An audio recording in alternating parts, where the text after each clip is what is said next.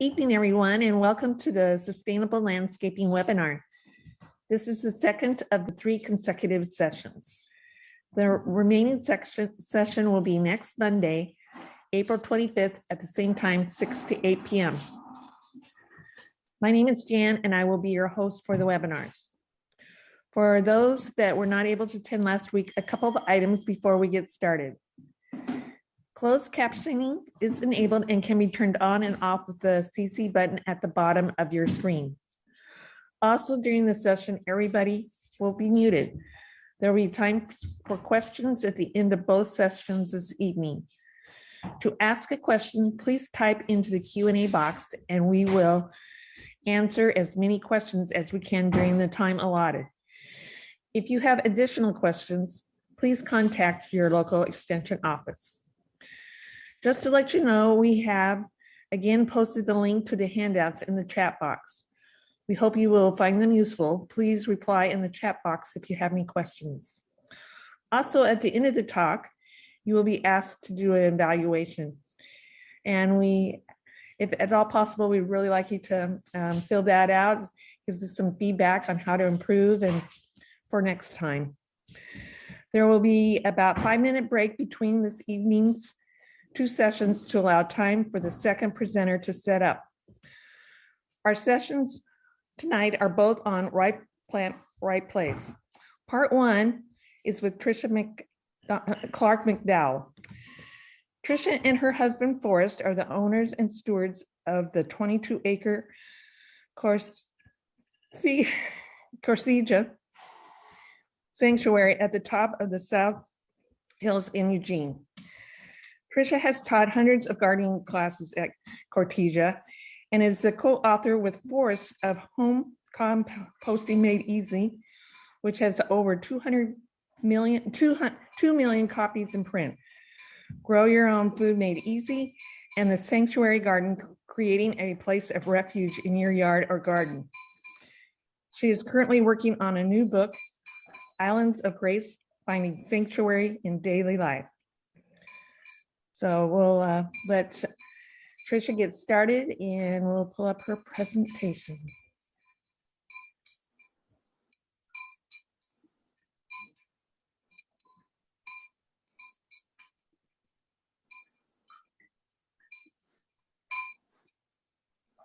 Well, hello, everyone, and welcome to our talk, Right Plant, Right Place. Now, you might wonder, so how does this relate to sustainable landscaping? And what we want to say about that is that by selecting the right plant for the right place, you reduce your impact, you reduce your amount of maintenance, and you reduce your resource use. So that's a really helpful thing. Next.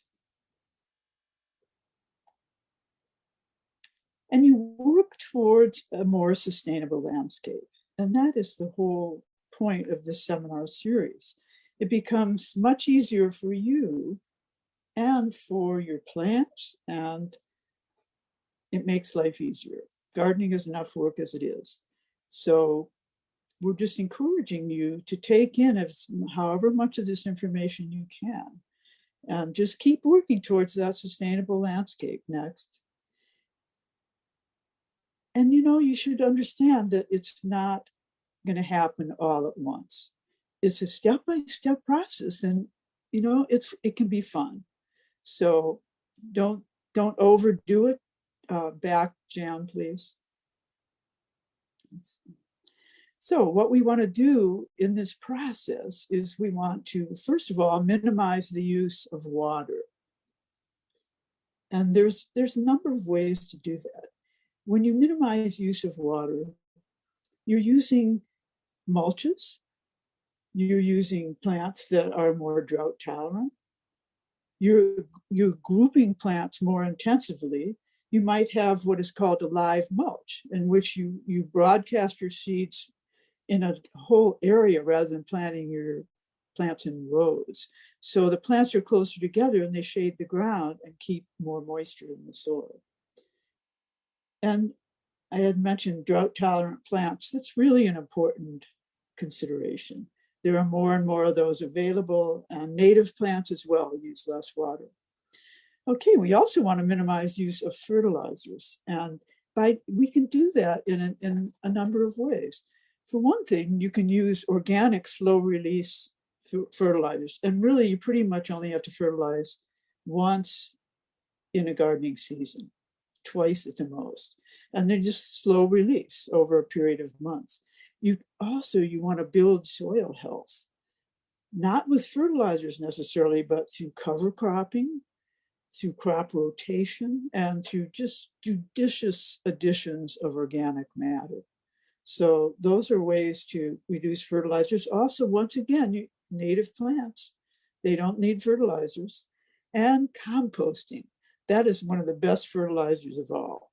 So those are some ways to consider implementing if you want to use less fertilizers. We want to minimize use of pesticides. In fact, I'm hoping that you won't use any pesticides. I have never used pesticides ever in my, 50 years of gardening. I just don't want to use them. And how do I do that? Well, I use as many insect-resistant varieties as I can. I practice companion planting, and it's such a cool practice. I don't know if you know much about it, and it's worth looking up if you don't. So here's some examples of companion planting. Even the Native Americans, they understood this really well. So what they did is they planted squash, corn, and beans together. So the corn was the trellis for the beans to travel up, and it shaded the squash, which is underneath, which needs some amount of shade, but the squash leaves themselves shaded the soil for the corn, which is really a heavy water drinker. So it was a great combination, and each plant grew better. Also, broccoli and onions, that's another great companion team. And tomatoes are planted often with things like parsley, basil, or, any kind of aromatic herb, marigolds, because the aroma of those other plants distracts the insects that are looking for the tomatoes. So there's a lot more, there's science to this, and there's some folklore, but I urge you to play around with it. You also could use less pesticides by garden sanitation, because if you clean up your garden, especially in the fall and spring right now, there's a lot of cleanup to do. You're really eliminating some of the problems, the diseases and insects that typically sit around on those old leaves and debris that's sitting in your garden. You have to keep it clean. And there's another practice, which you may have heard of by now, called IPM, which stands for Integrated Pest Management. And that is a system of using the least toxic methods of pest control. And there's a whole hierarchy, but pesticides would be at the very bottom of the list, and hopefully you would never have to get to it. So that's another thing to explore, which we can't really cover in depth tonight. And next, you would want to minimize use of labor. And all these things that I'm telling you, and this whole talk is going to save you time if you pay attention to some of these principles and put them into practice. Lastly, it would be wise, let's say, to minimize the use of non-reusable building materials. And Eugene, is through Bring Recycling and other places, there's so much recyclable material that you can use that will really save the environment and give you less expensive ways to create things. Okay, next. So site analysis is a really, really important concept. And you're going to be you have the opportunity to do some of it tonight, or at least you're going to get information and materials like a site analysis map and so forth that will help you analyze your own garden space. And whether you're on a large piece of property or a smaller piece of property, or maybe you just have a deck, but whatever you have, you're going to have to assess these things. You're going to have to, climate, of course, is a no-brainer, because we're all dealing with climate change, and we have to work with it. We have to understand how we can change appropriately to work with this drier climate with a lot less rain. Your site analysis would include understanding the water, the amount of water you have and the locations of the water and how much water plants need. You would also want to understand your soil type and the amount of sunlight you have coming in and the existing landscape, which would include hardscape and softscape. And just for reference, point of reference, oh, there's the map. So you see that's a sample one, and there's the house in the middle. And then there's all these other points are covered, these different aspects of the analysis. But hardscape is anything that is structural, and it could be patios, retaining walls, pathways, borders, anything concrete, brick, stone, wood. It could even include, play equipment, statues, lighting, and so forth. And softscape then is the plants and the soil. Next. Now, another thing that we're really concerned about and is really affects where and how you plant are the climate zones. And there's two climate zones primarily that are utilized. The first is the USDA plant hardiness zone, and the second is the sunset climate zone. Next. So the USDA climate zone it's a very specific reference based strictly on winter lows. So it's kind of a simplistic system, but it's used all over the country, and you can see that map in the upper right-hand corner. It's used all over the country, and it's based, winter lows. And so in the Willamette Valley, we're zone 8. And that just simply means that our minimum temperature in the winter would be 10 to 20 degrees Fahrenheit.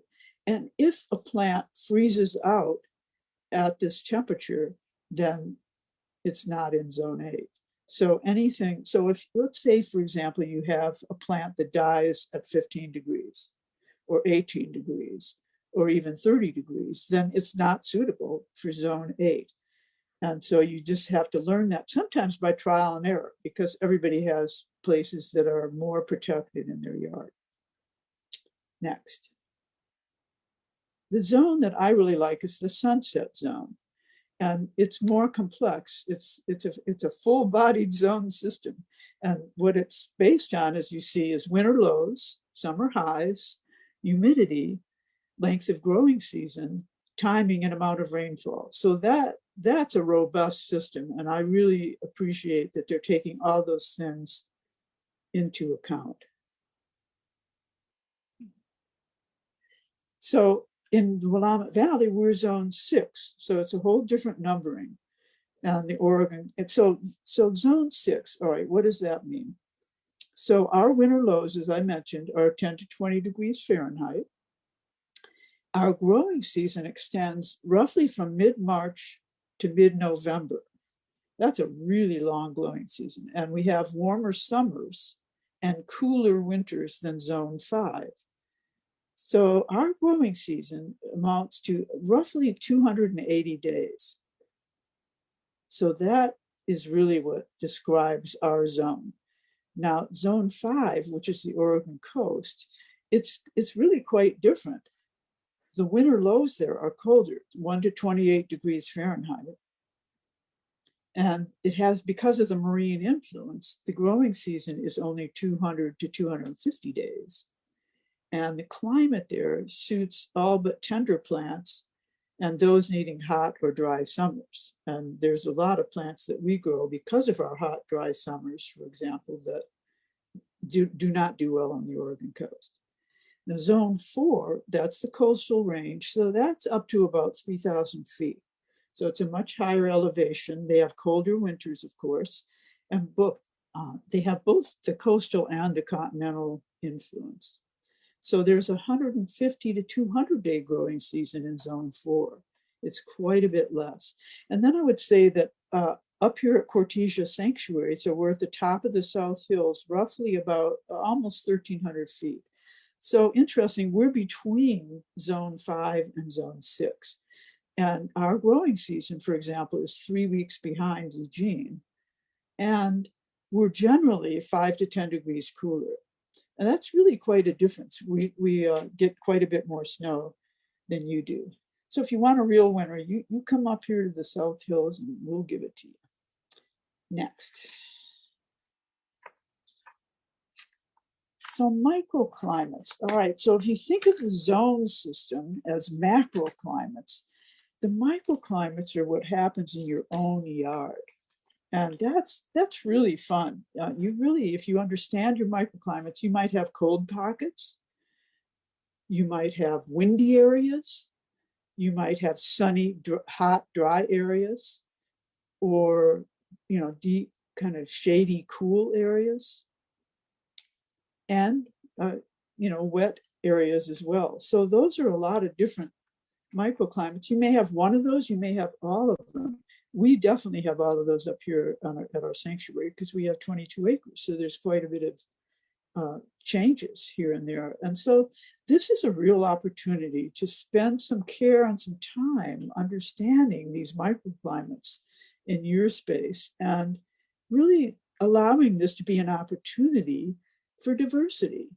If you have all these different little mini climate zones, you can do a lot of different things if you understand them. Next. So part of your sample water zone map, which I believe there is in the handouts, and I think it's in the chat, posted in the chat.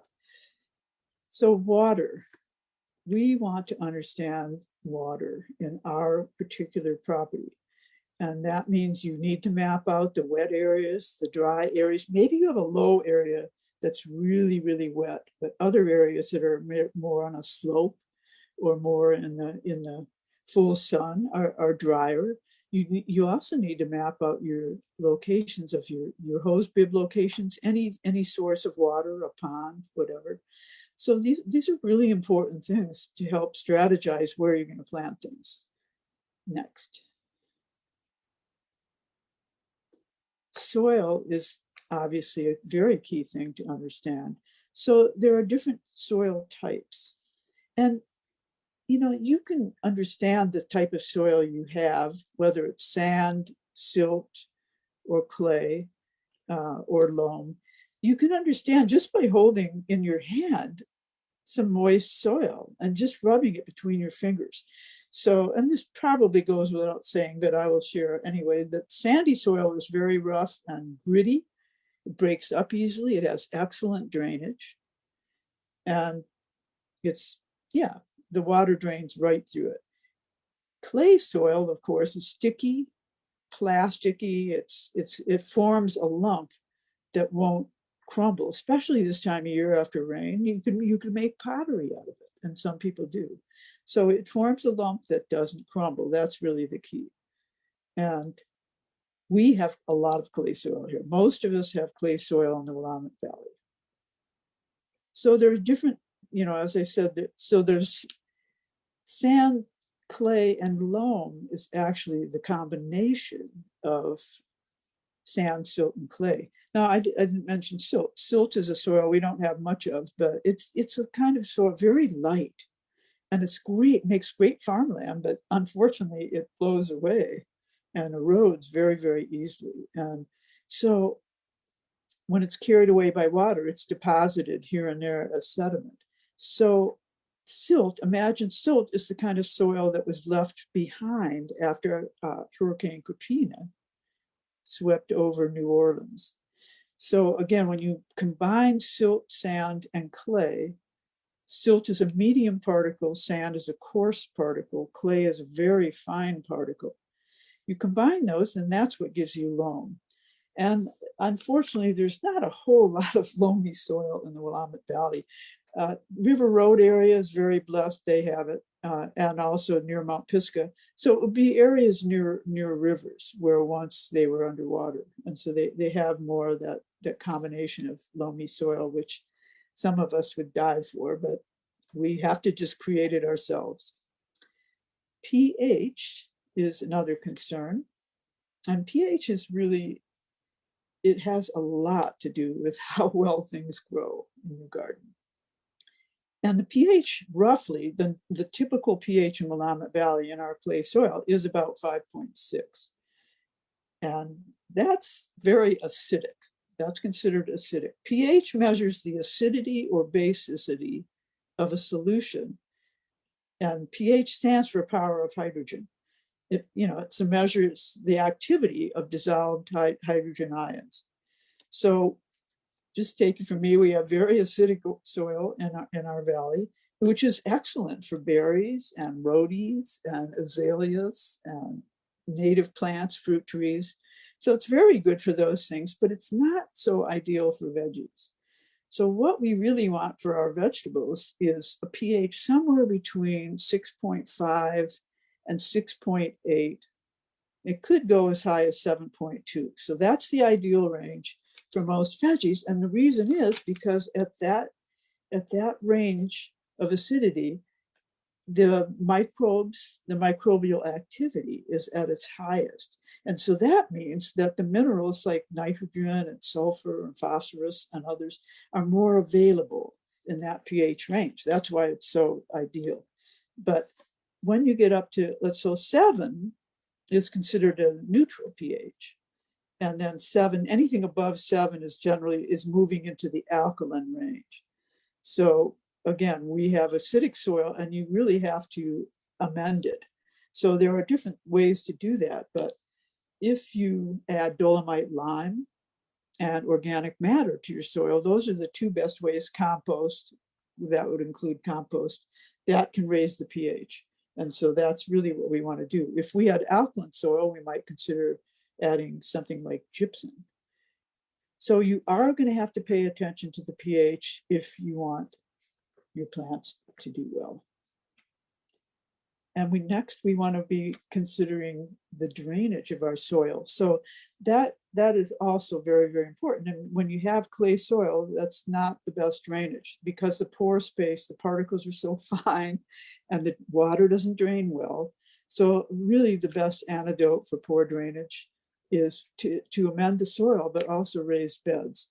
And I don't know how many of you use them, but I am absolutely a believer in raised beds. And I have a lot of wooden raised beds, but also raised beds from rocks or other material. There's many ways to make them, but really learn more about that because it's the key, I think, to having a really successful vegetable garden. And then lastly, we want to talk just a moment about construction. If you have construction grading or fill, you have a site where that was brought in, you have a whole different soil. You may have, and it may be subsoil, it may be substandard. So it's worth having it tested and really bringing in a lot of organic matter to balance out that soil and again, raised beds would really help that process. And it certainly doesn't hurt to get a pH, a soil test. And that would help you especially if you're just beginning your garden, get a soil test so you really have a better understanding of what nutrients are lacking. If your site has never been gardened before, well, you can be pretty sure it's probably very acidic, but a soil test would give you some information. Okay, next. So we also want to talk about light exposure, and that changes for everybody for the most part, unless you're in the woods and you never get much light anyway. The light exposure changes. We're really in a nice time of year because the sun is starting, we're getting a lot more sun now. So the first aspect of light exposure is the sun direction. And so it's coming now, it's moving. So next, Jen, sun direction is something we want to be aware of and how it changes from winter to the summer. And you're getting maybe more sun in some places and less in others. So you have to pay attention when you're siting your summer vegetables. You want the best use of sun. You want the sun coming in as much as possible. Time of year, so obviously that dictates. And when the sun's lower in the sky, of course, it's not as warm. And so we have, the same amount of sun would be less effective because it wouldn't be as warming. Barriers have a lot to do. All right, so barriers would be, it could be other houses and buildings, but it could also be deciduous trees. So some of us who have a lot of deciduous trees we have more sun in the winter and less in the summer. But it could work just the opposite if you have reflective surfaces, like white walls or white fences. So reflections really add, reflections add more effective light. And that's really a benefit. So sometimes if you have an area that's very shady, then it doesn't really, it can be amended by having some reflective surfaces. So I want to talk to you about what lighting, how you determine lighting, how much light a plant needs. And plant labels and the plants you buy is one of the best ways. Or if you're planting from seed, really read the packet to determine how much sun a plant needs, because it has so much to do with success or failure of your particular plants.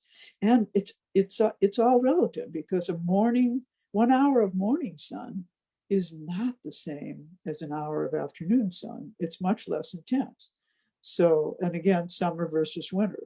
So you're getting the changes in what the amount of sun you're getting will accomplish.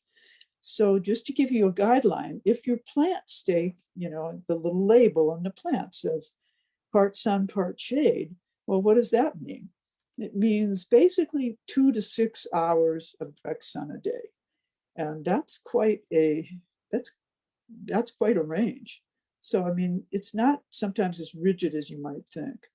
If it says full sun, then that would mean 6 hours or more a day of direct sun.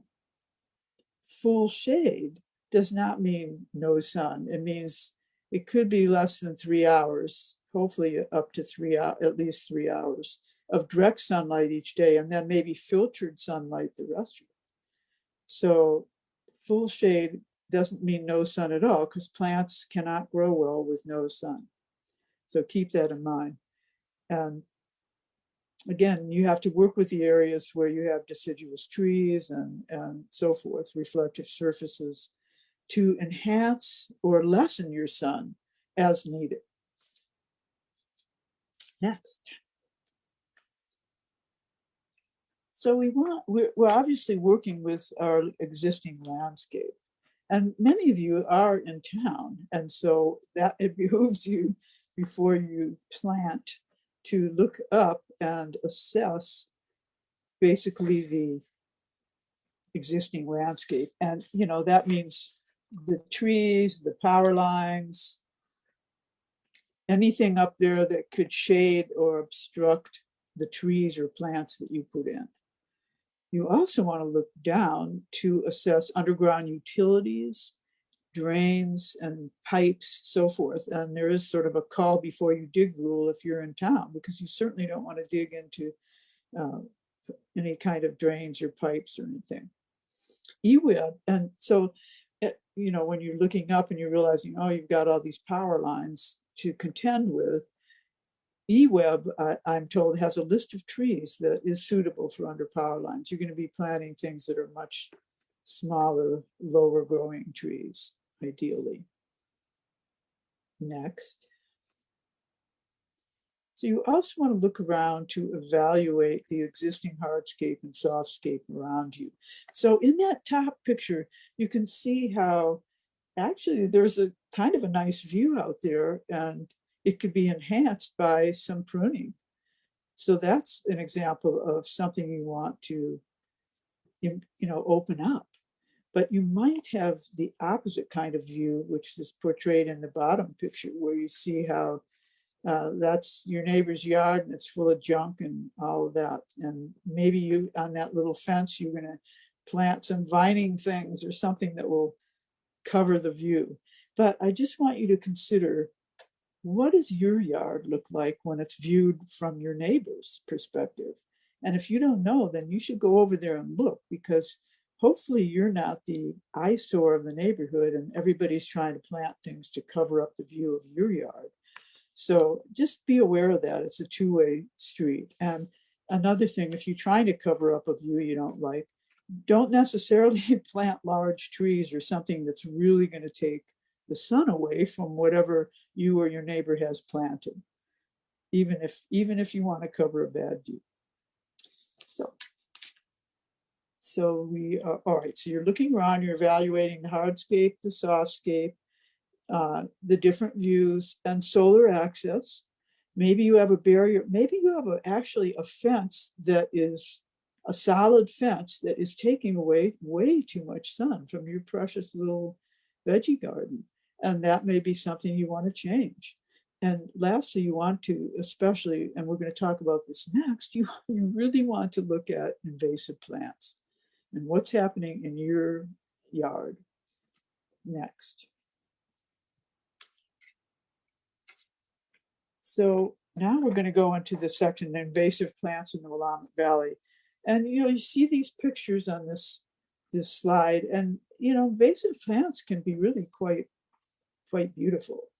And sometimes that's the reason that they've become so popular, but people don't always understand what really is happening with some of these plants. So we're going to unpack this, and we're going to go over some of these plants. So what happens with invasive plants is that they're pretty, but they're labor intensive to control, and they get out of control, and they require a lot of labor. And so there's different types of control that could be used. Physical control would be like hand pulling, cutting, mowing, disking, plowing, burning, something like that. Biological control would be the use of particular kinds of insects or domestic animals, even pathogens, to control those invasives. Some people would use chemical control, pesticides and herbicides. And then there's cultural control, which would be developing weed prevention programs, weed-free forage, weed-free gravel, and vehicle washings, things like that. Next. So an invasive plant is a plant that thrives and spreads aggressively outside of its natural range, and it can displace native plants. It also may have been introduced by humans, and either deliberately or by accident. We've got a lot of sad stories in that department. So, but you should know that not all what are called, not all non-native plants are harmful, and many of them are beneficial or harmless. But again, if a plant arrives in a new destination without any native predators and it becomes difficult to control, that's an invasive. And they can choke out crops, they can destroy range and pasture lands, they can clog waterways, they can affect human and animal health. And if left unchecked, some invasives can transform an entire ecosystem. It's not pretty. And native species are taken over, wildlife disappears, and there is a loss of food, shelter, and habitat. So the cost of some invasives, it really amounts to millions of dollars annually in control treatments and lost productivity. So each state determines what plants are invasive and what plants are endangered. So, and it changes from state to state. There was a newsletter that used to, one of our local plant groups put out called Plants from Hell. And every month they would blacklist all sorts of plants, just one after another, plants that I loved and used. And so after a few months of this, I wrote a rebuttal, and I said, there's really no such thing as plants from hell. There's really just gardeners from hell. And I meant it facetiously, but what I was trying to get across to them was that if you have aggressive plants growing in your yard, and they may not necessarily be invasive, but if they're strong plants, then it's up to you to find the right place for them. That is right plant, right place. If you put them in a really difficult area where nothing else will grow, hey, wonderful, they'll thrive and you'll be happy without having to do much work. So there is a use for strong and aggressive plants, but again, we're going to cover some of the plants that are beyond useful and they're really harmful. Next. Oh, and by the way, that Plants from Hell column was discontinued after my rebuttal, so I was pretty happy about that. So now we're getting into, this is the serious thing, the noxious weeds. So the definition of noxious weed, and this is like a legal term. Any plant classified by the Oregon State Weed Board that is harmful to public health, agriculture, recreation, and wildlife, or any public or private property. So this causes problems. So what we want to talk about is some of these noxious weeds. And the classification system, noxious weed, prohibits transport, propagation, sales, or any use of select A and B plants. It's next, Jan. And these are state listed noxious weeds and plants.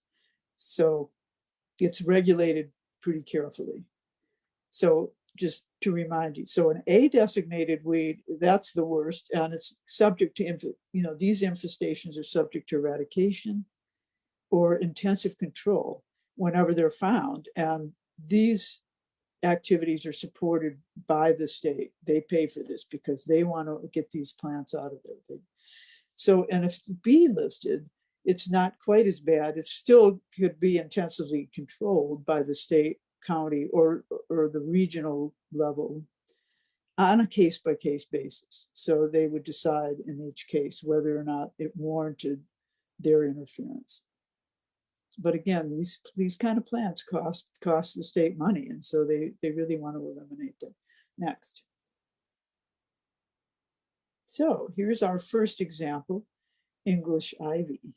And this, we all know what English ivy is, and it's all over this town. So I'm going to give you an example. So it's a B designation. It has no natural controls in our ecosystem. The moisture gets in between the ivy and the trunk of a tree or a wall or a chimney or whatever, and it causes internal rotting wherever the ivy touches. It's a serious fire hazard. The berries, it spreads partly by berries, and ivy can really smother trees, and it can break up bricks and go up into siding. It's kind of a disaster. So decades ago, people started planting ivy on the steep hills around Hendricks Park, which is kind of in southeast Eugene. So they planted all this ivy, and it started creeping up the hills. It escaped really fast. And it went up the hills, and it went through that beautiful forest that surrounds Hendricks Park, and overtook that, and then it entered the park. So it's requiring hundreds of hours annually to control.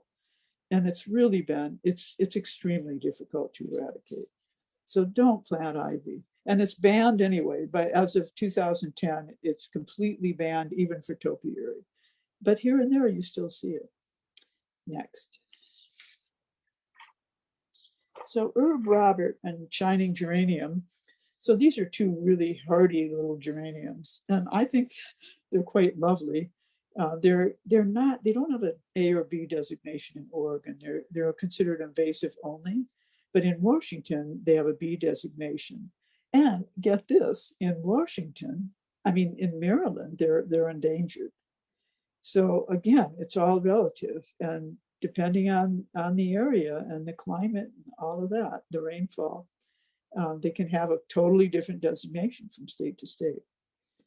So the shining geranium has been reported as by BLM that it's escaping, and they're finding it under oak trees, and it's hard. They pull it, and it makes the problem worse.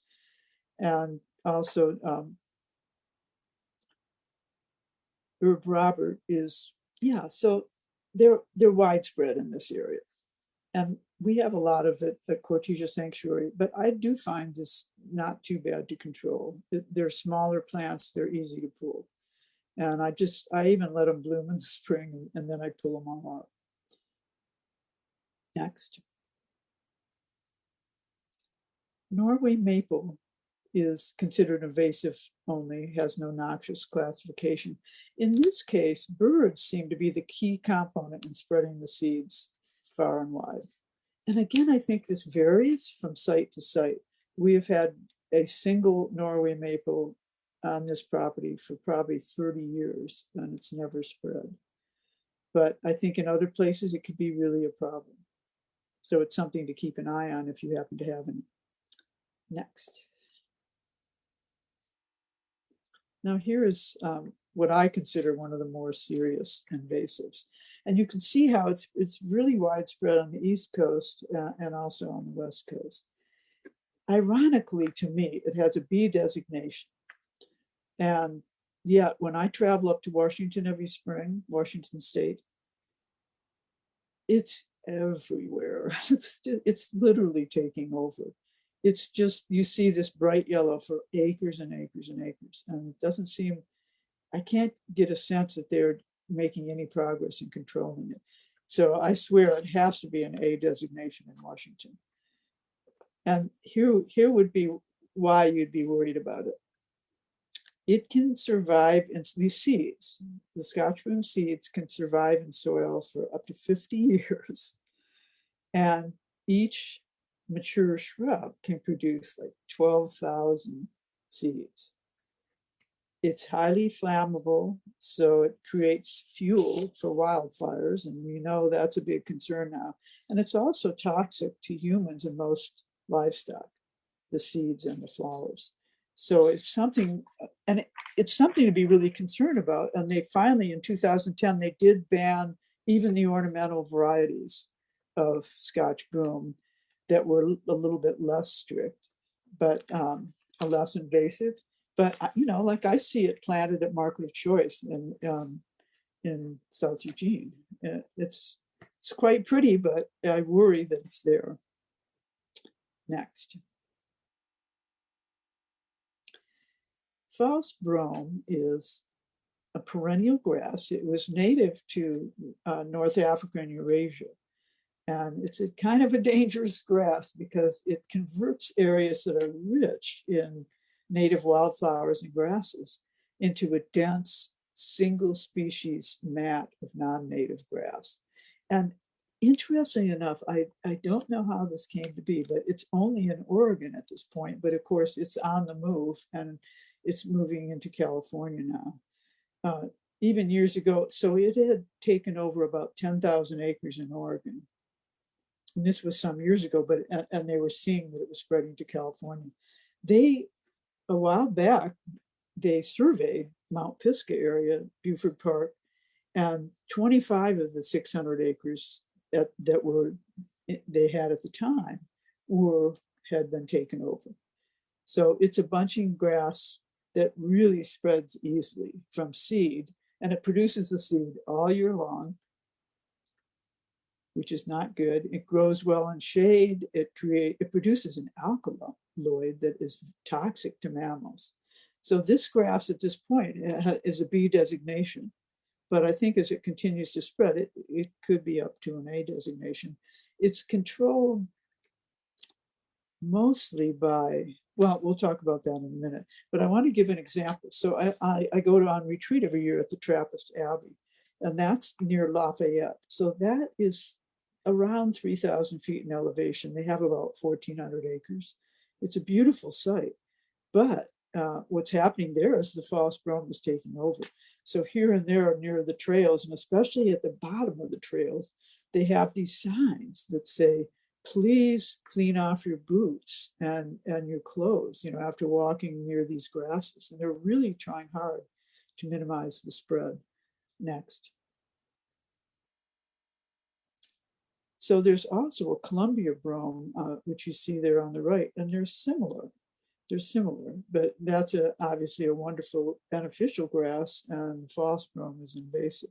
So how they're trying to control it is they're focusing primarily on the spread through the cleaning of machinery.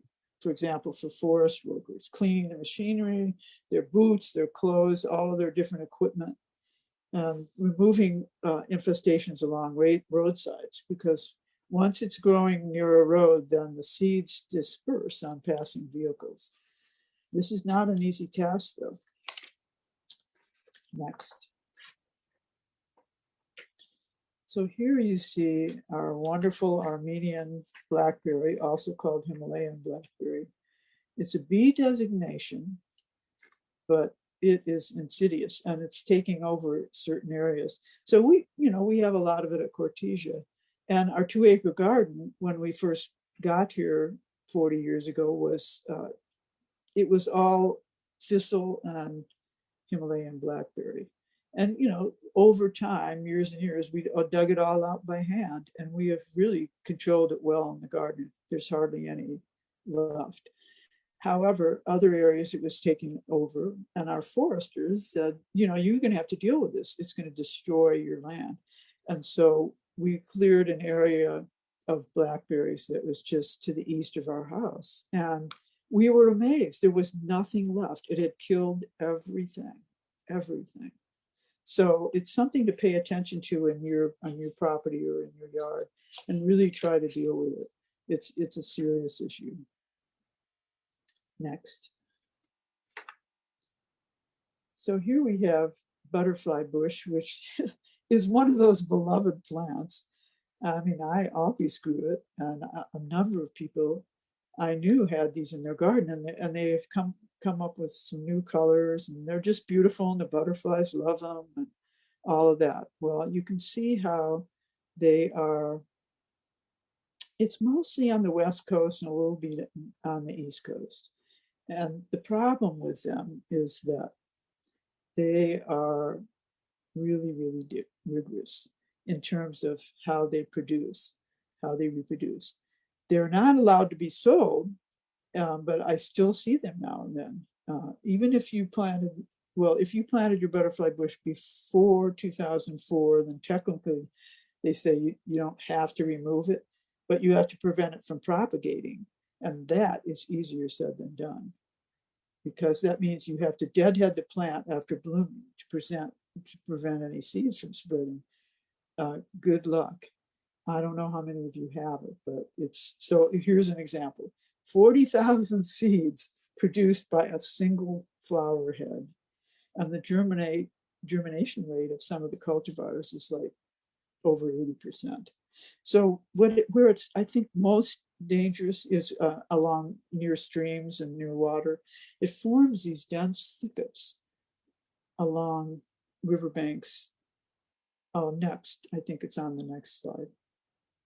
Yeah, it forms these dense thickets and along riverbanks and gravel bars. It crowds out native vegetation. It alters the soil nutrients. It dumps a lot of debris into the river, which really affects the aquatic communities. And there's a lot of sediment and debris mostly. So it's, if you can find an alternative to your butterfly bush, I would really urge you to take it out. Sad as that might be. Okay, next. So Japanese knotweed is one of 3 knotweeds that were introduced, once again, for ornamental purposes, because it's a pretty cool looking shrub, and for erosion control. So unfortunately, knotweed is a problem because it tolerates full shade, high temperatures, high salinity, drought. It's perennial, it spreads by rhizomes. It's vicious, and it's really, really hard to kill it. They pretty much only chemical control can stop it, because any little tiny fragment of root sprouts. So here we have the Japanese knotweed next. There's also a giant knotweed, and here is a slide of the Bohemian knotweed. And you can see it's a nice looking plant, but very dangerous. So I just want to give you an example from this Garden Smart Oregon book. So it tells you, okay, so if you think knotweed's cool looking, some of the alternative plants you could put in as an alternative to the knotweed are 9-bark, ocean spray, goat's beard, native willows, and so forth. So they give you like 8 different options that would be a plant that looked a little bit similar or had that same kind of energy. And it's really, really worth knowing what the alternatives are to some of these invasives.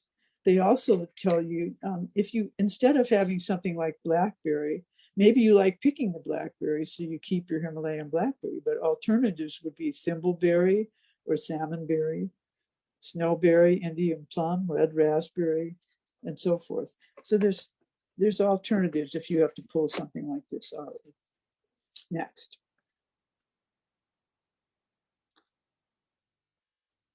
So before I talk about loosestrife, I just want to say that the reason we're telling you about invasives as part of Right Plant, Right Place is to really to better enable you to see the large picture of your garden as you're planning and designing, because in your sustainable landscape, you really want to minimize the invasives.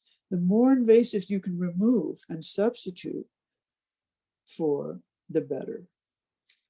So here is purple loosestrife. This plant is intense. It's only a B designation, but you wonder because it can grow up to 10 feet in height. And as you see, it is all over the US and Canada. It's really a problem. It spreads very, very rapidly.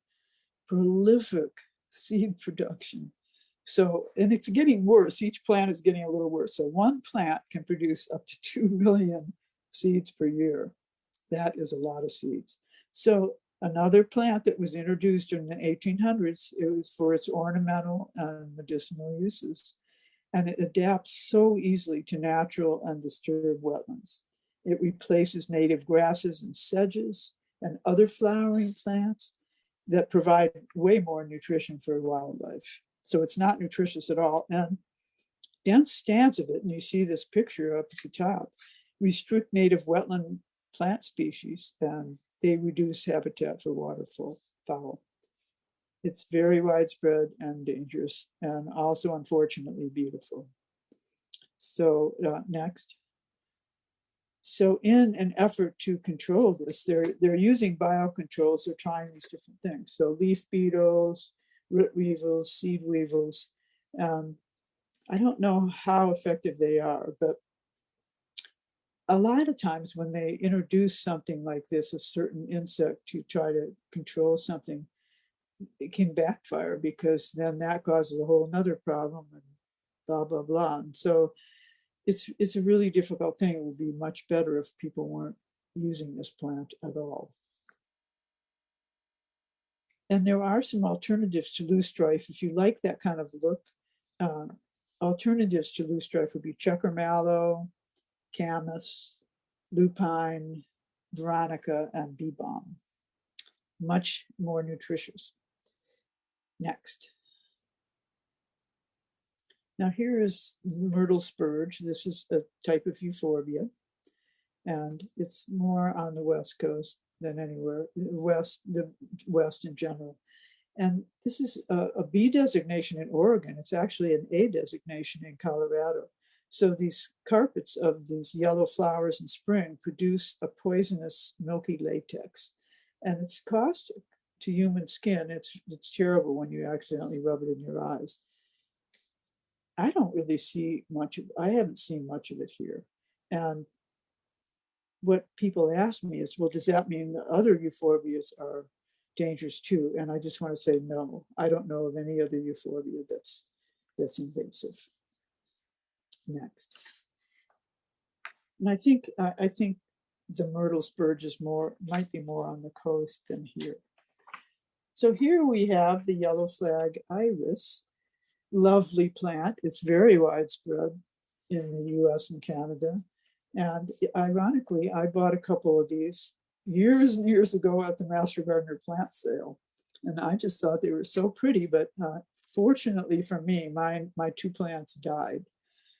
This is another very aggressive plant. And what it does is it's a bog plant, so it grows at the edges of ponds and streams, swamps. And what it does is it severely restricts the flow of water in, waterways, irrigation canals, flood control ditches, and so forth. And it used to be, I noticed it was quite, and see how pretty it is, but it used to be quite common, looking just like that at Mount Pisgah. And I always thought it was lovely. And then suddenly I realized it was gone. And I think they obviously eradicated it. They knew it wasn't good. So, and in the next program, where Gwendolyn's going to give you some alternatives to yellow flag iris. Next. So here you have a scary looking picture of giant hogweed. And it's very similar to our native cow parsnip, only it's much, much larger. It's like 10 to 15 feet tall. And the hairs on the leaf under the surface of the leaf are shorter than the cow parsnip. It's in the carrot family. It also looks kind of like Queen Anne's lace, like a Jurassic Queen Anne's lace. It's really a public health hazard. And it's lucky that it's not more widespread in the US. So the clear watery sap is very toxic, and it causes photodermatitis. So you see this poor guy's arm on the right, the skin contact with this sap, followed by exposure to sun, produces painful burning blisters, and they can develop into purplish or blackened scars that are basically permanent. It was introduced from Asia as an ornamental, and because of its impressive characteristic, its massive size. Now this is an A designation plant, so keep that in mind. And I'm going to give you the phone number of the Oregon Noxious Weed Control Program. Oregon Noxious Weed Control Program, because if you see this plant, they want you to call them because they want to eradicate. So here's the number: 503-986-4621. 503-986-4621. So again, A designation introduced for ornamental purposes. Isn't that too bad? Okay, next. Tricia, Yes. it's 7 o'clock. Okay. So the last plant I want to share with you is the wonderful kudzu. It's an A designation. It was introduced to the US at the Philadelphia Centennial Exposition in 1876 and farmers between the 1930s and 1950s especially were encouraged to plant it for erosion control. So it's a climbing, semi-woody perennial vine. It's in the pea family, and it is unbelievable. It kills or degrades other plants by completely smothering them. See that picture on the upper right? It girdles woody stems and tree trunks and breaks branches off, and it uproots entire trees and shrubs just by the sheer weight of it. And once established, it grows very quickly, extending as much as 60 feet per season at a rate of 1 foot per day. So this is a truly Jurassic plant. I used to live in Southeast Kentucky, and I watched this guy on his 4-acre parcel beating back the kudzu every day. And I would drive by, and he was out there hours a day. And by the end of the end of the summer, it had completely covered over his whole house, his old jalopy truck and everything, and he abandoned the property. It was hopeless. So a massive taproot could be 7 inches or more in diameter, 6 feet in length. It could weigh 400 pounds. So as many as 30 vines grow from a single root crown. So I hope that scares you and you'll never, ever plant it. Now, I used to feel, okay, well, at least it's down south, but it's not in our area. But now it is. It's in Oregon and Washington. I've never seen it. I don't know where it is, but it's out there somewhere. So watch out, it could take over the world. So in closing, well, there's your site analysis maps, and you'll have a chance to work with those. You can recreate a map that's closer to what your situation is. But in conclusion, what I want to say is be wise, be sensible, pay attention, and really get to know your site. And just through careful observation through the seasons, and through wise plant selection and placement, through conscientious care of your soil, you're going to just keep moving closer and closer to a truly sustainable landscape that is beautiful and healthy, and yet requires less work, less maintenance, and still gives you a lot of joy. So thank you so much. I enjoyed sharing this information with you.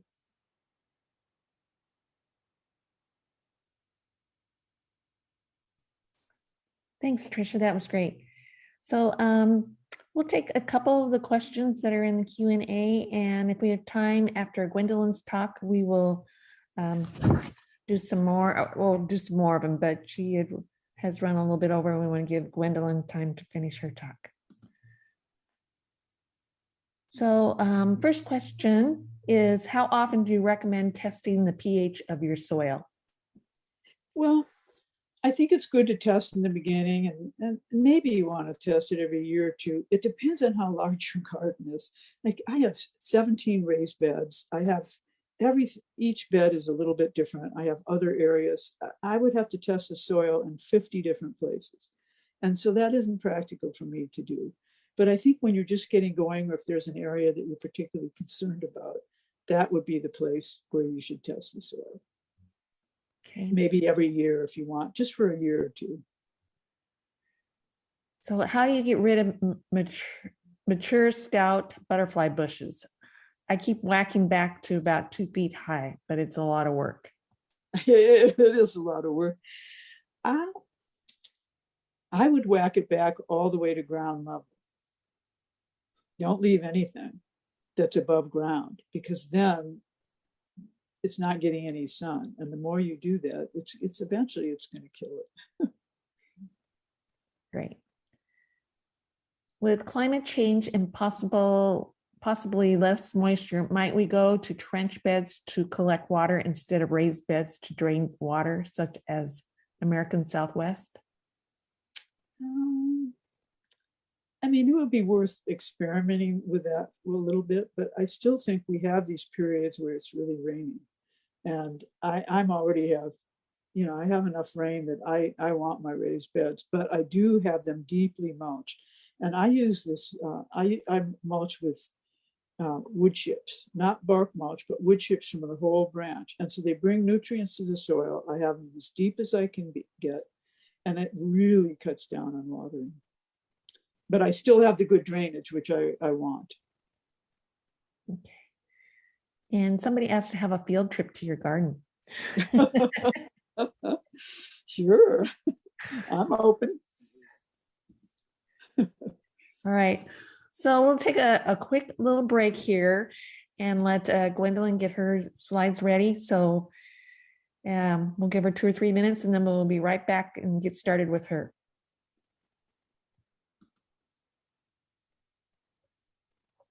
Okay, Gwendolyn.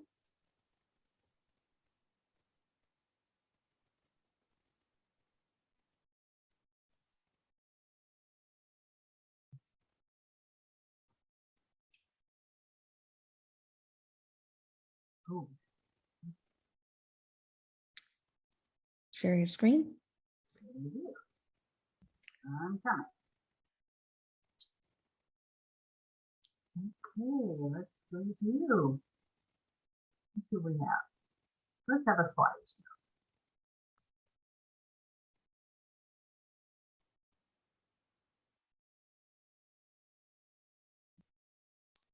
Okay, great.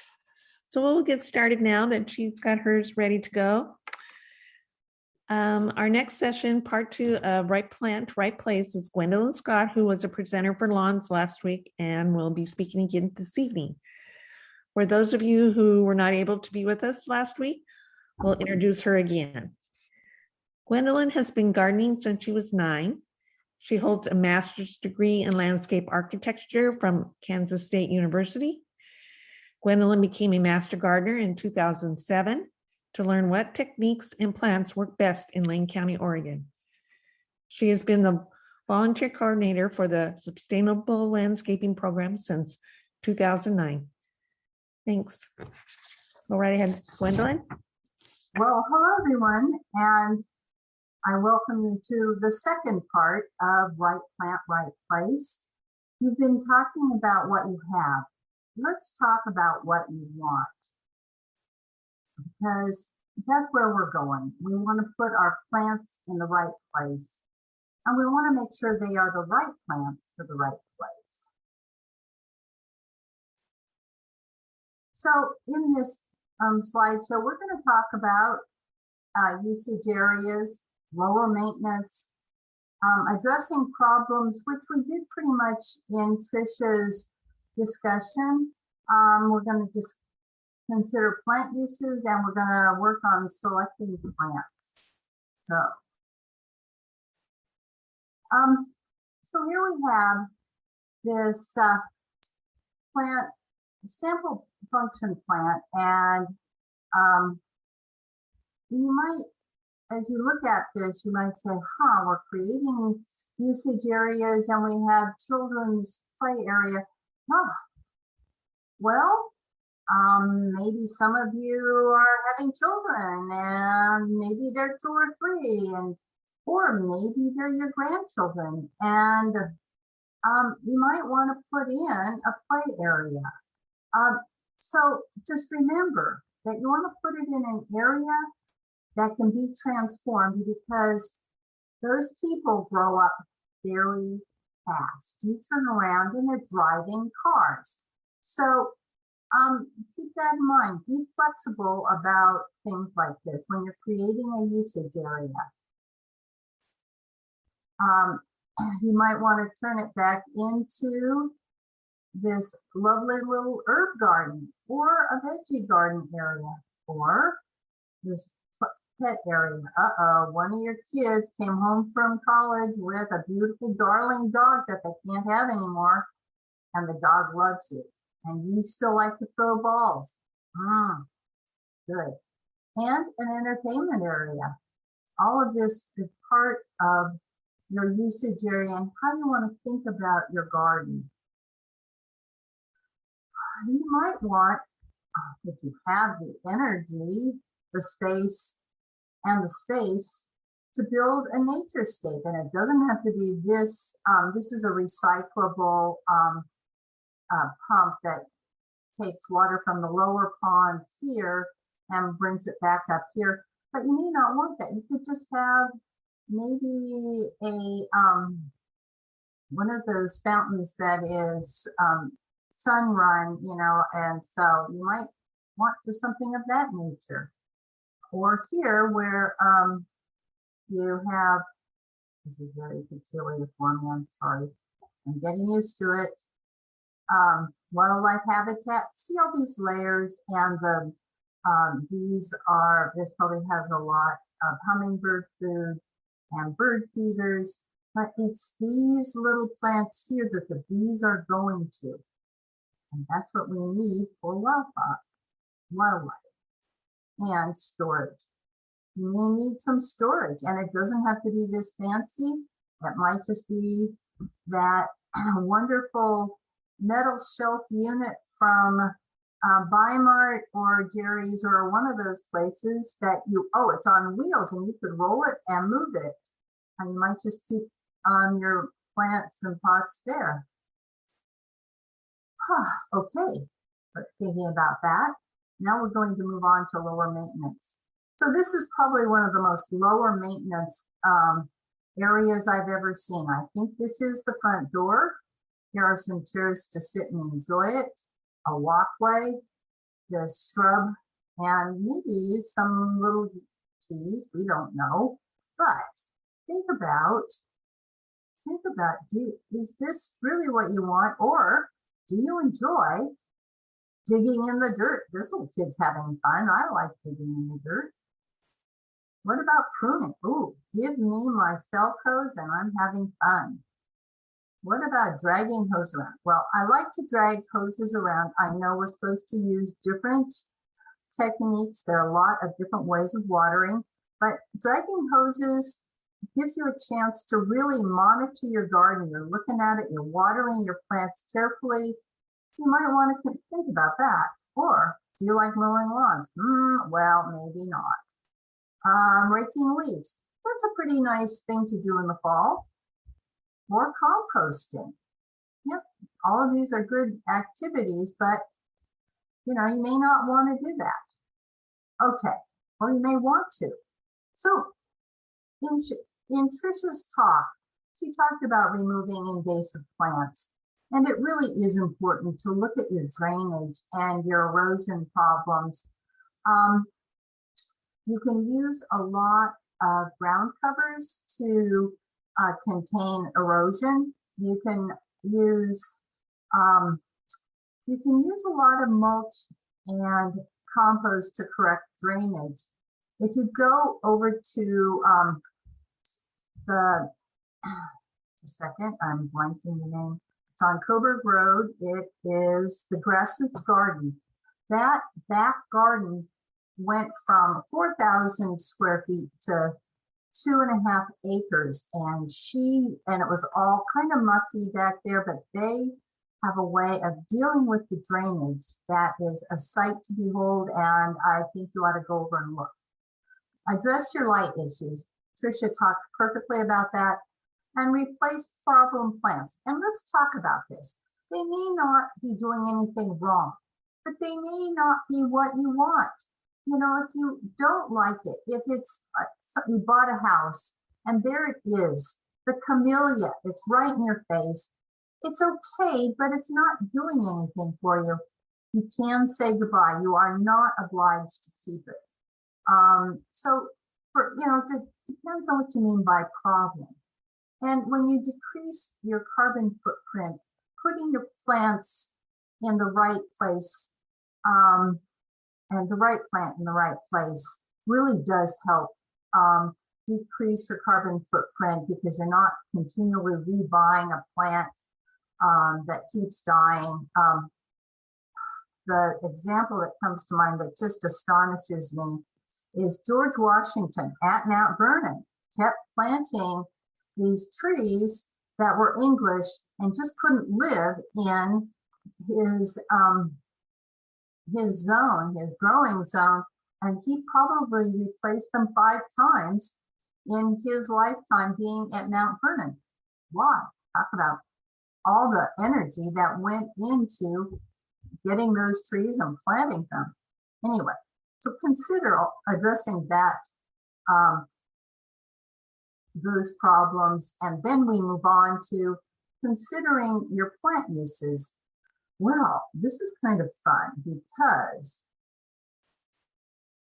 they can screen or frame views. Okay, here's a framed view, but this screens and one of those air conditioning units that sits outside of your house. You wouldn't even know it's there. It's just this nice looking spirea sort of plant.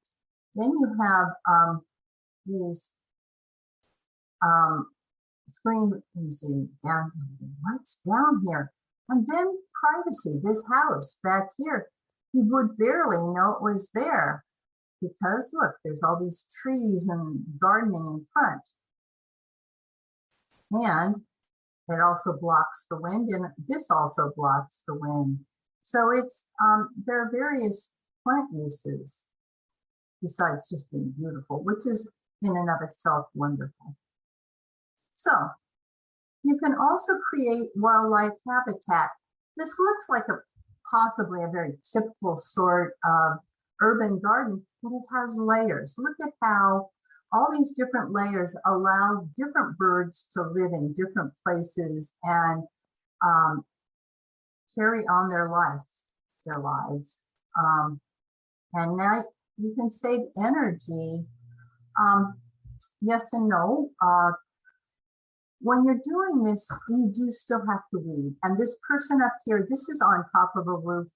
She's had her roof engineered to hold the weight of this rooftop garden. And yes, it's beautiful, and yes, it draws in more pollinators. All of these plants would draw in pollinators, but she has to get up there, and yes, she still has to weed a little. And you can grow your food.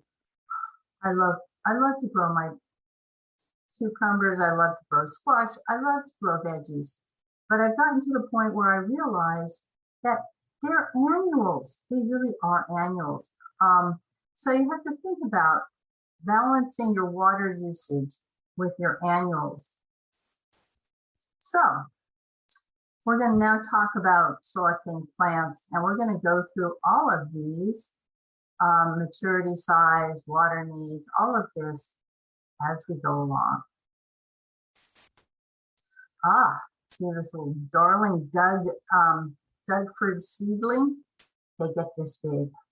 You may really want to consider what you're growing and where you're growing it. And this garden, clearly they thought about this is a kind of a walk around garden where you can walk along a path and see these different plants from different areas. And you can see that how they have their sizes stepped down, and they even have a little water garden in a big pot.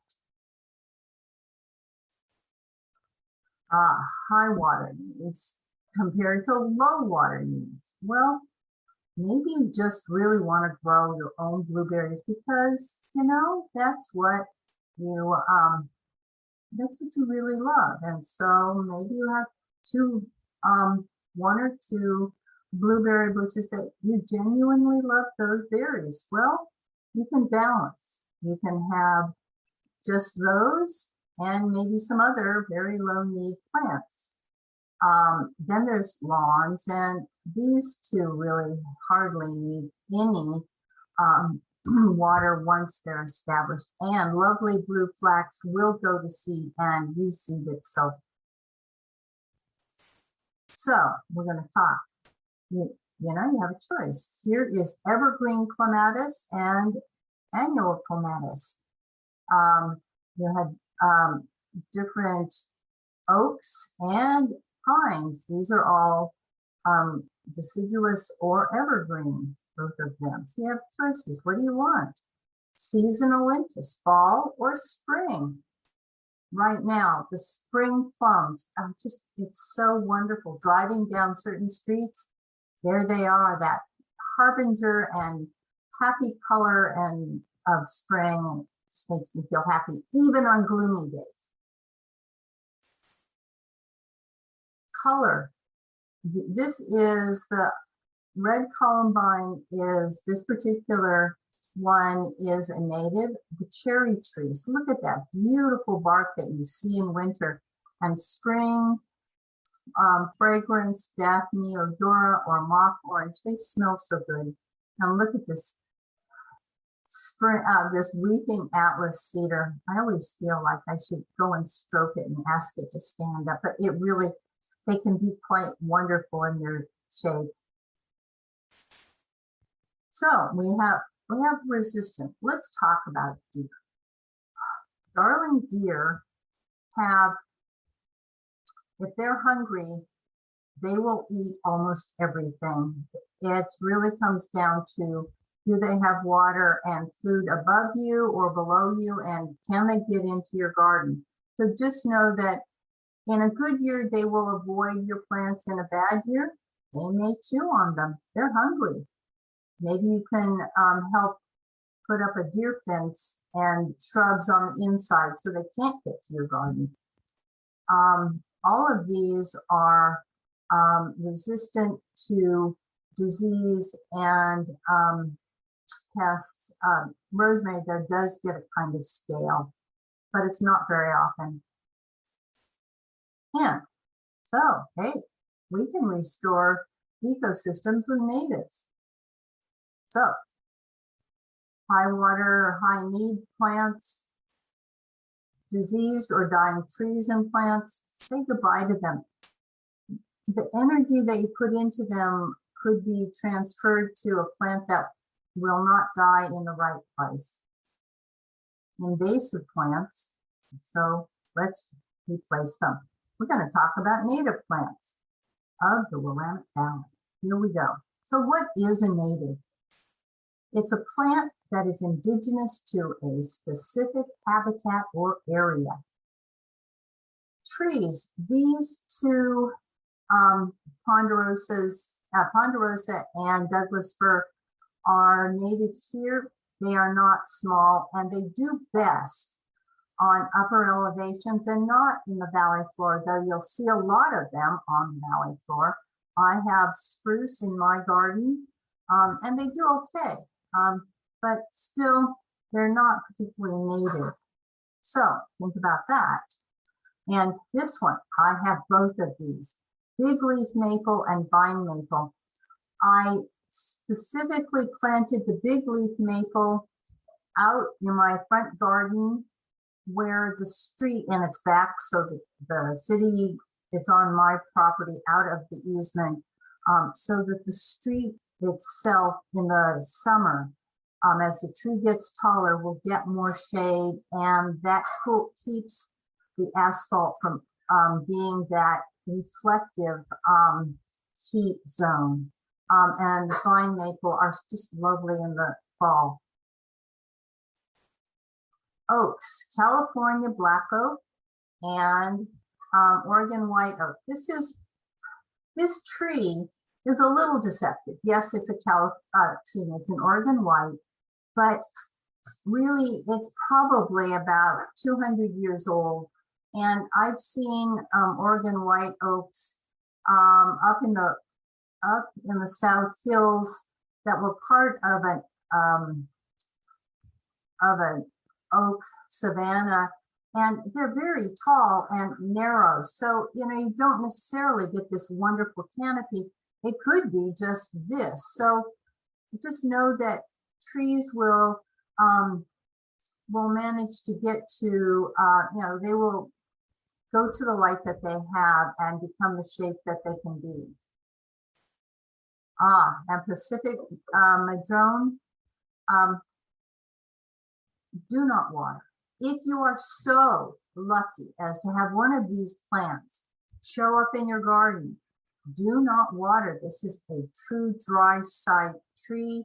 It will manage with the rains that come to it. It's just a wonderful tree, but maybe you want to water it because it might not be the right plant in your garden.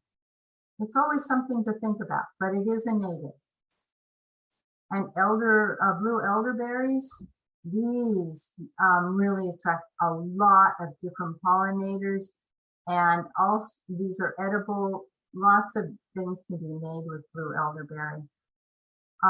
Shining willow and scholar's willow, these are great. Willows in and of themselves are fast-growing plants. They are the first to inhabit the taiga if it thaws, and actually up in the Arctic, if there is a chance that there's a little dirt showing, willows will show up. They are just that way.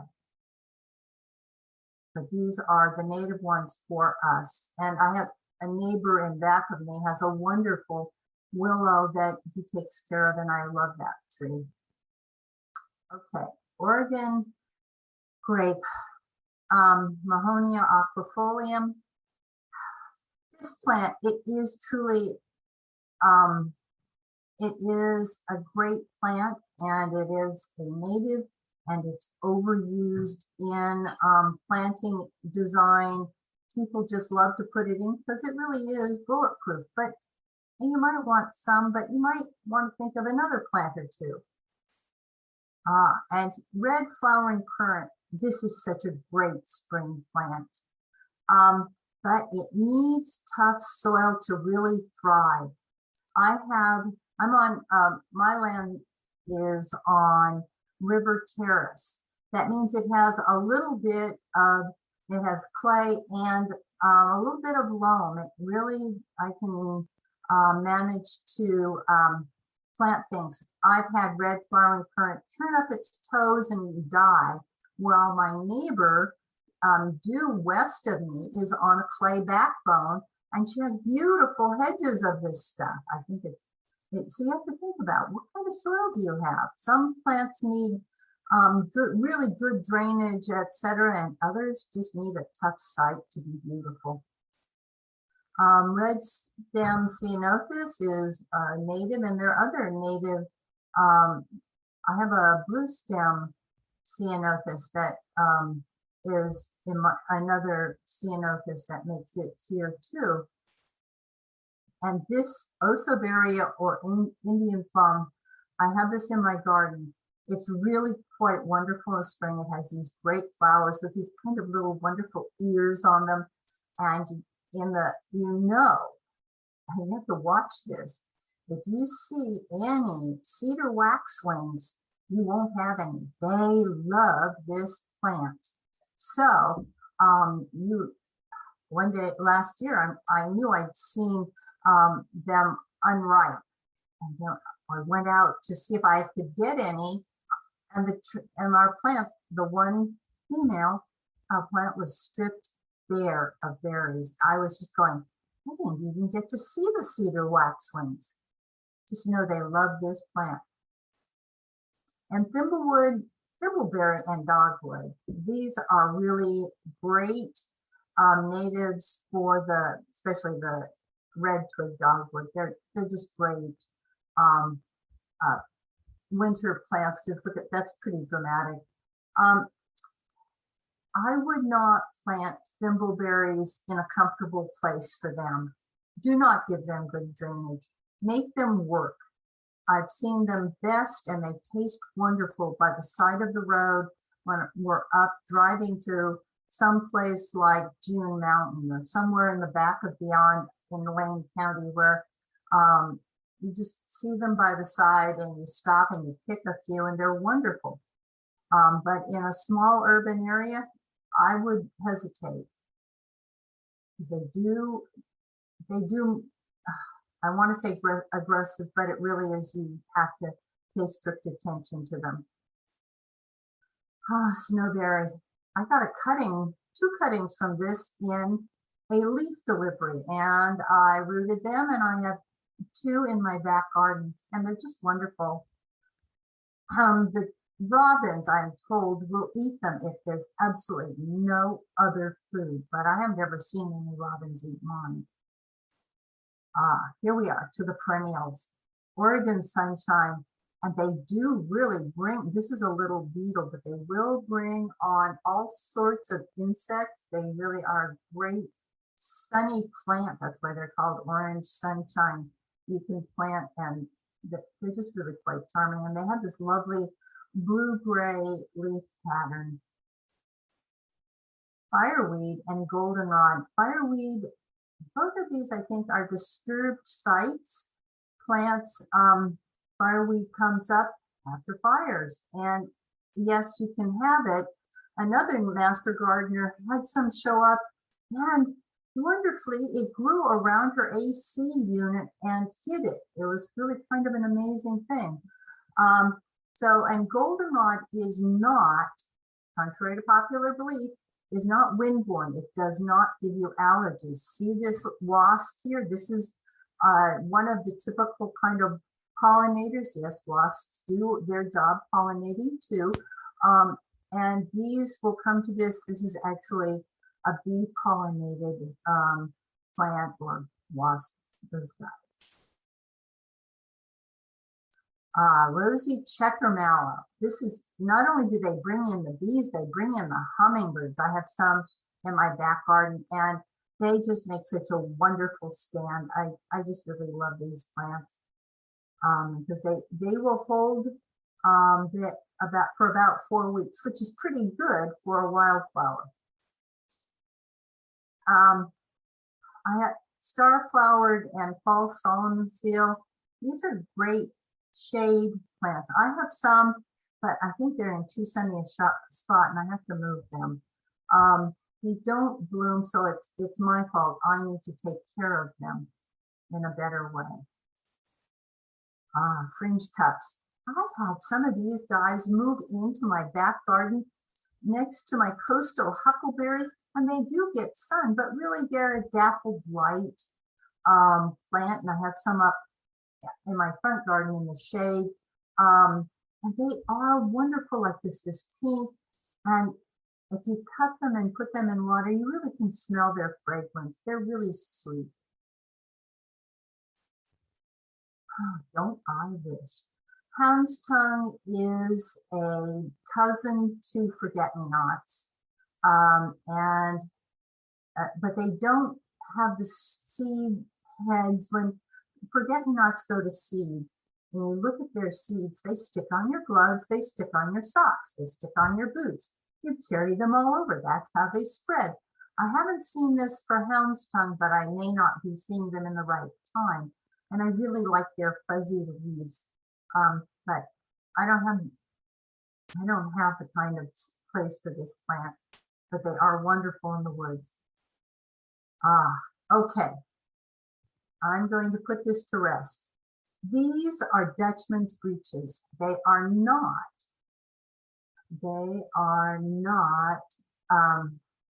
bleeding hearts. I want you to see how puffy these are, like little breeches that you get in, the Dutchmen get in, and they came to just below their knees in the 17th century. They were different colors.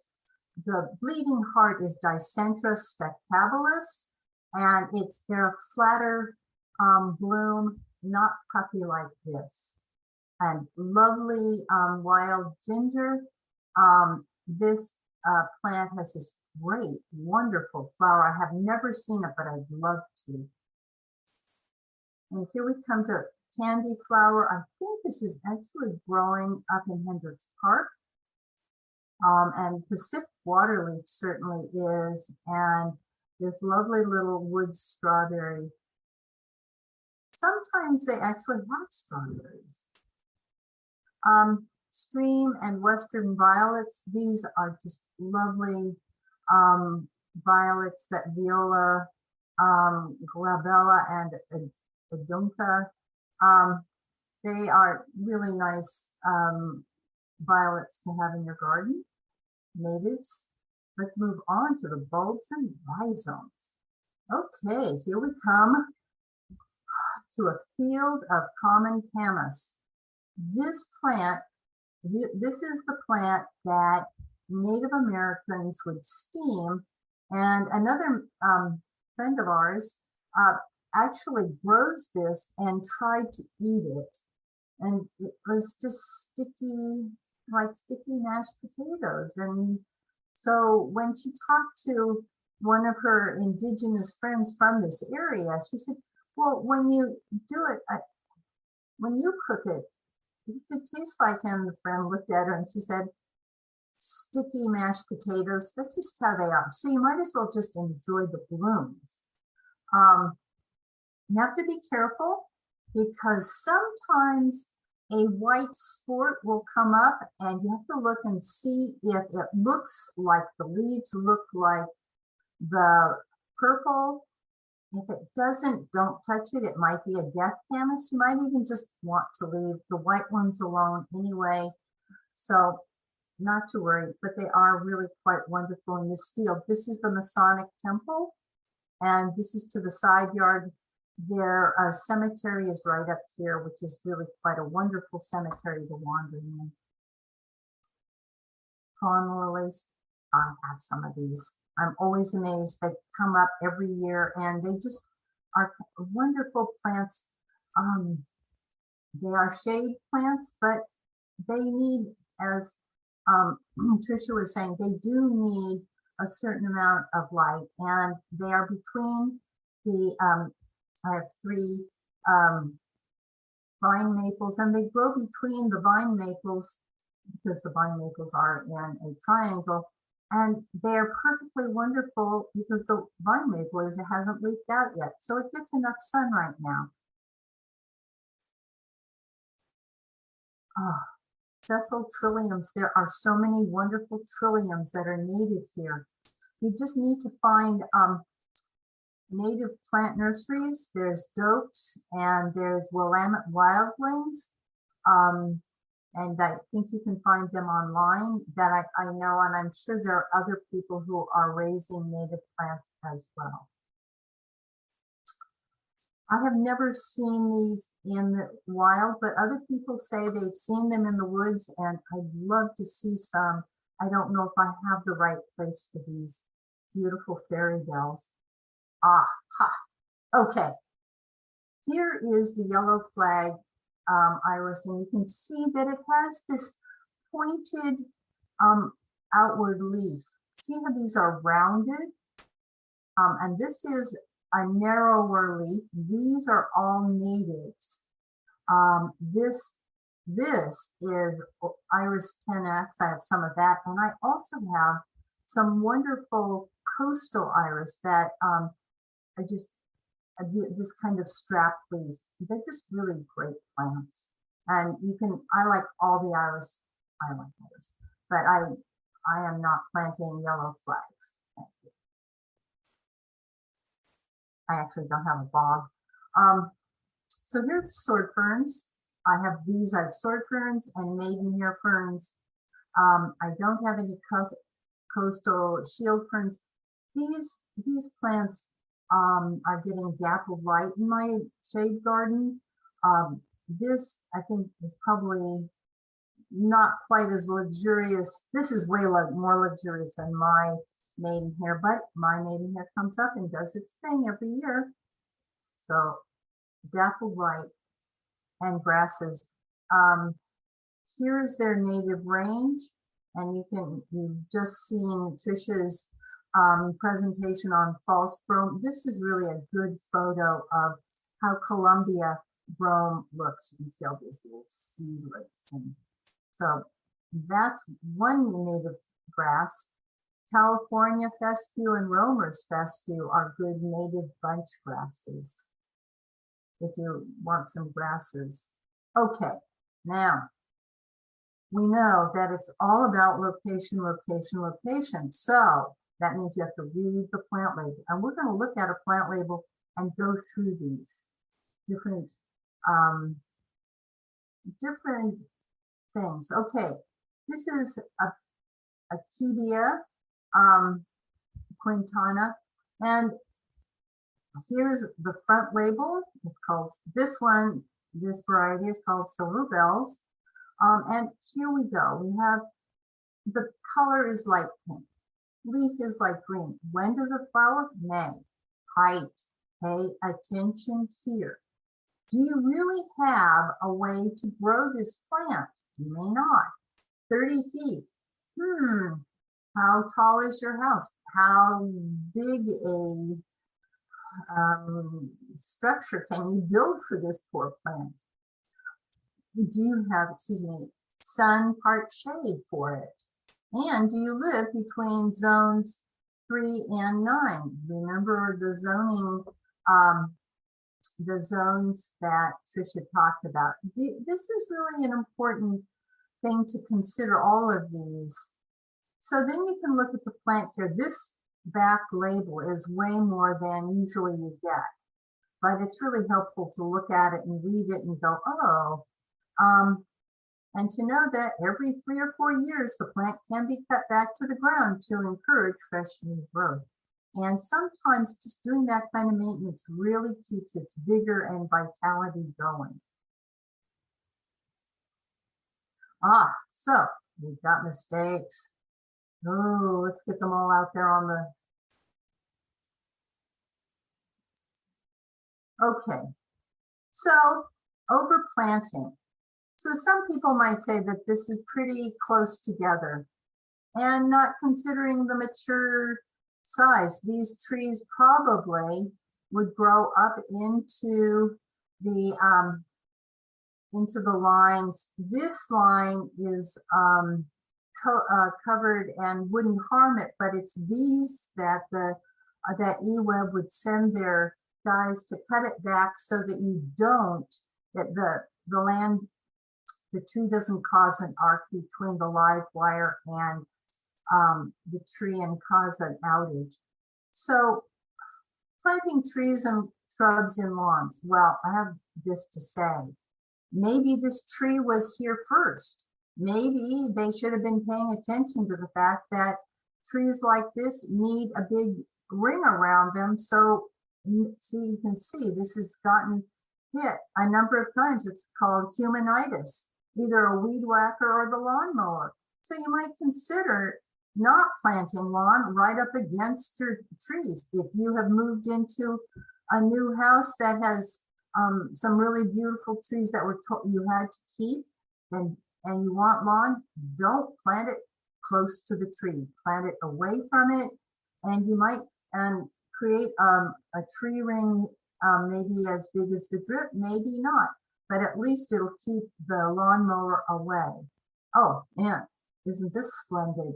Planting too close to the house. this could cause some serious damage to this wall. And ignoring the plant's needs, as I said, maybe there were trees, maybe there were some really beautiful rhododendrons that were really old and supposed to be very tall. Well, don't plant anything near them and take care of those rhodies that create a wonderful bower of shade. So let's look at sustainable landscape design. Here's our review. So you're going to look at, I hope you have a chance to print out your sample site analysis at all of the packet. And you come upon this, which you will, you'll make this is just a sample. You will go through in your garden, you'll go, right up, and maybe this is, yeah, all of these spots give you an idea of what's going on in your garden, but maybe the excellent view is out here, or maybe it's over here. So you're going to change this to suit your garden. Then you have the water zone map for where you have water right now. Do you have spigots? Where are your spigots? Is there one here? You know, what do you have? And it's important to note where this is, but this will help you create this next part, which is the function map. Now I want to say this about that. Please, as you look at this, do not put your lovely garden up next to a windscreen that blocks it from the west when you might need that afternoon sun. You know, think about what you want. If your back garden is in the south, well, then you're very lucky. But maybe, since this is Eugene and Lane County, you might want to put, instead of having an ornamental lawn, you might want to put your veggie bed right out here, like a lot of people do. Or you might, you will know where to put your veggie bed for the best light. This is all just sample. And just to give you ideas of how it might work. And here's your finished plan with your plants that you have researched and you've gone through. This is really quite wonderful. They did in this area here, they created a place for their garbage bins to be with a path back to their patio, and they've done all sorts of great things. The silk tree will have a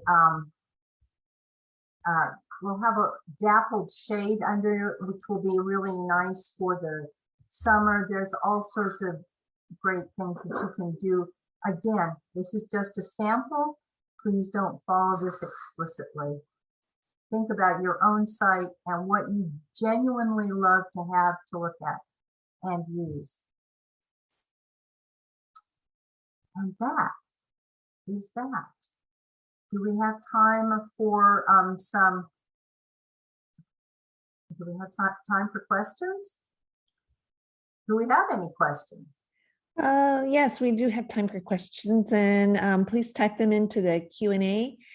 And Tricia stuck around too, so if you have questions for her, go ahead and add them to the Q&A. Aren't any questions as of this point, but we'll give everybody a couple seconds here to, if you want to type something in. So since we're waiting, I just want to say that in the packet there is a form, the garden evaluation, and this is for you to go through your garden and look at. The numbers to the left of the items are just points for you to say, oh, yes, I did that, or, oh, what a good idea, I could do that. And so you're going to circle the ones that you have done. And I bet all of you who have joined us have at least 40, 40 points, and that makes you a sustainable landscape person. And the more you do along those lines, the more you become sustainable. And that's the point. But this is really for you to walk through and look at your garden. I did this. The first time I did this, I was sitting listening to a lecture on sustainable landscapes, and I'm working through this form, and I'm such a smarty pants. I think I know all, and I took it home, and oh, look at that! Oh, look at that! So I urge you to print it out and take it with you into your garden and look carefully. Okay, well, That's it.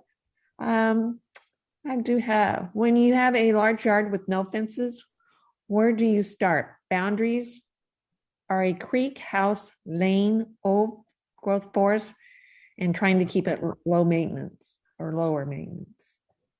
Oh, well, I think both Trisha and I should horn in on this because Trisha has a large garden, but she has fences, which I think you built, yes?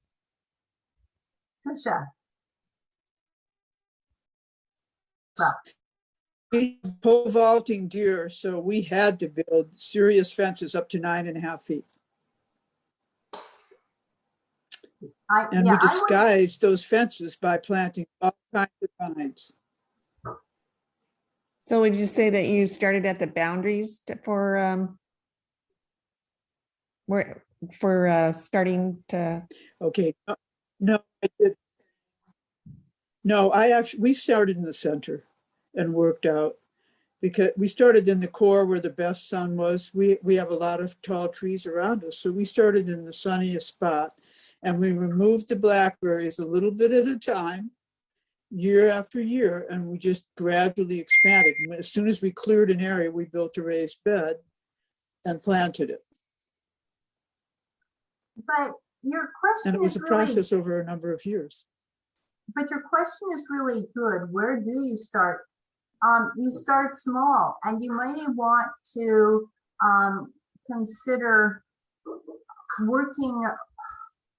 Remember Peter's talk last week? I hope you saw it.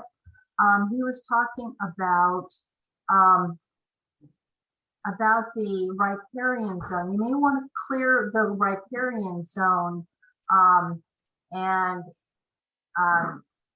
first, but always start small and then keep working. And I think the boundaries, though, is a really important thing.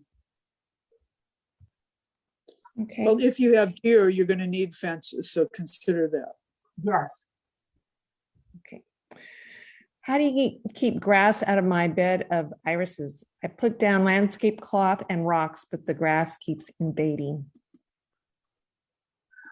Oh, grass is such a lightweight. Okay, I have a question though. Is your iris bed near the road, your street, or is it back away from, like, in your back garden? He'll have to think about that. Yeah. Well, if it's in the front, see, grass seed is so light, it just spreads, and it spreads on your shoes, it spreads on your car tires.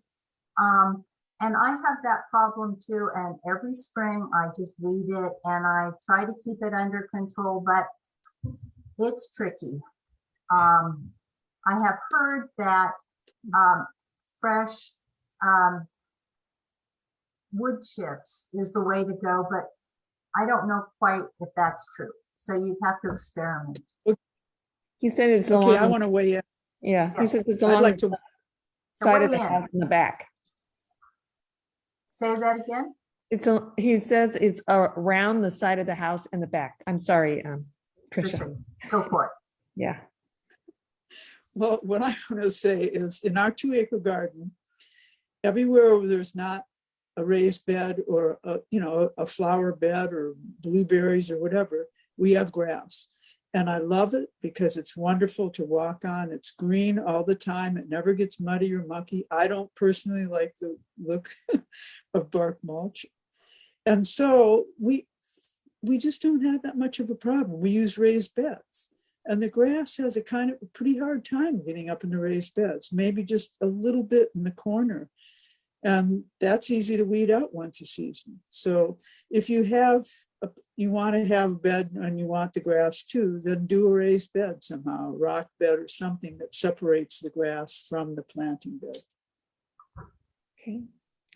Any suggestions for growing a meadow?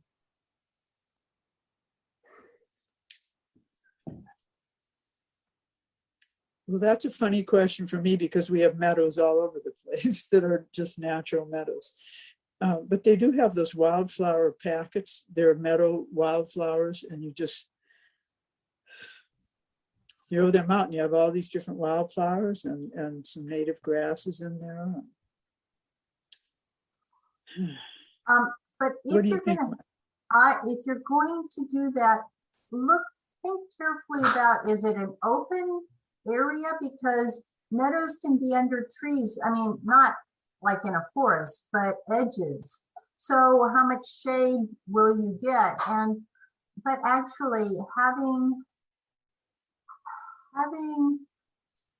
that wildflower mix is really a wonderful thing. Just make sure that it's for the Pacific Northwest and maybe even for Oregon. I mean, you don't want it for Utah or, somewhere else, or Kansas, somewhere that you're not, you have to be here. And I mean, the plants need to grow here. Okay. Does that help? I think so. Well, that looks like that's all the questions for this evening. And I'd like to remind everybody to fill out the evaluation on the way out of the webinar, if all possible. And thank you, Tricia and Gwendolyn, for your great presentations this evening. They were wonderful. And Thank you. yeah. So thanks for everybody for attending tonight. We look forward to sharing more information about sustainable landscaping with you again next Monday, April 25th at the same time, 6 to 8 p.m. Next week's topics are compost and mulch and wildlife in the garden. We hope you all be able to join us and have a great week, everyone. Yes.